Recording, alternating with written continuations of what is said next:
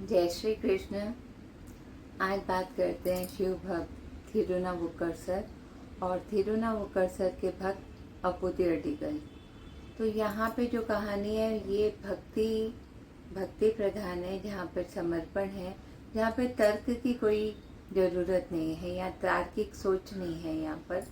क्योंकि जो अपुति अडिगल थे वो भगवान शिव के बारे में ज़्यादा नहीं जानते थे, तो वो उनके जो भक्त थे थिरुनावुकर सर उनकी ही पूजा करने लगे और अपने गांव में विद्यालय बनवाना, आश्रम बनवाना, गौशाला बनवाना, कुछ भी बनवाते थे तो जो उनके इष्ट थे थिरुनावुकर सर उनके नाम से बनवाते थे।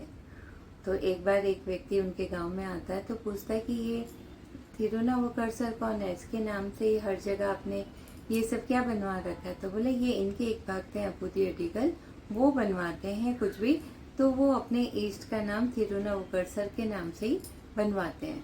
बोले कि आप मुझे उनका घर बता सकते हैं। तो गांव वालों ने उनका घर बता दिया। यहाँ पे अपुति अडिगल घर के बाहर ही खड़े थे कि कोई अतिथि आए तो उन्हें कहें कि हमारे घर में भोजन करें।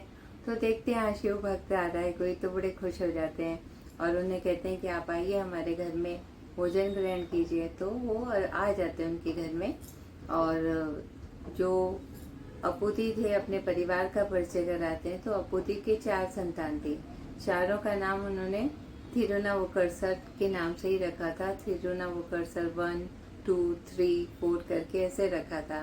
तो अतिथि को हंसी भी आती कि एक ही नाम रख दिया, चारों बेटों का नंबर लगा दिया। बोला अच्छी बात है।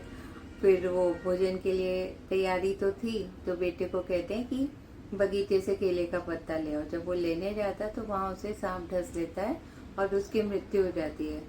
जो अपुति अडिगल की थी पत्नी अपने पति को बुलाती है, बताती है कि भाई अपने पुत्र की मृत्यु हो गई है। तो बोले कि ठीक है, तुम इसको भी यहीं रहने दो और तुम भी अपना दुख मत प्रकट करना, पहले अतिथि भोजन कर ले फिर अपन इसको संभालते हैं। बोले ठीक है। तो अतिथि के सामने सब खड़े थे तो देखते अतिथि 3 पुत्र दिख रहे हैं। बोले उसे भी बुला लाओ और हम लोग सब साथ में भोजन करते हैं। तो बोले कि आप भोजन कीजिए, वो आ जाएगा, बाहर गया हुआ है। तो अतिथि पूछ बैठते ही कि ये थिरुनावुकर सर कौन है। तो वो जो अपुति थे उनको थोड़ा गुस्सा आता है कि आप कौन होते हैं पूछने वाले, आपने मेरे घर का आतिथ्य ग्रहण किया, अच्छी बात है, भोजन कीजिए। तो बोला मैं ही हूँ। तो अरे आप ही हैं। तो उनके पहले ही पूजा करते, फिर और करते, पूजा करते, हाथ जोड़ते हैं कि भाई मैंने तो पहचाना नहीं। तो बोले तुम्हारा बड़ा पुत्र किधर है। तो बोला उसकी तो ऐसे मृत्यु हो गई। तो बोले उसको लेकर आओ। उस बच्चे को लेकर अंदर लेकर आया जाता है। तो जो थिरुनावुकर सर थे वो अपनी सिद्धि से उस बच्चे को जीवित करते हैं और बाद में सब मिलके सब इकट्ठे होकर भोजन ग्रहण करते हैं। तो ये जो कहानी है शिव भक्त की, वो यहाँ पे भक्ति ही प्रमुख है।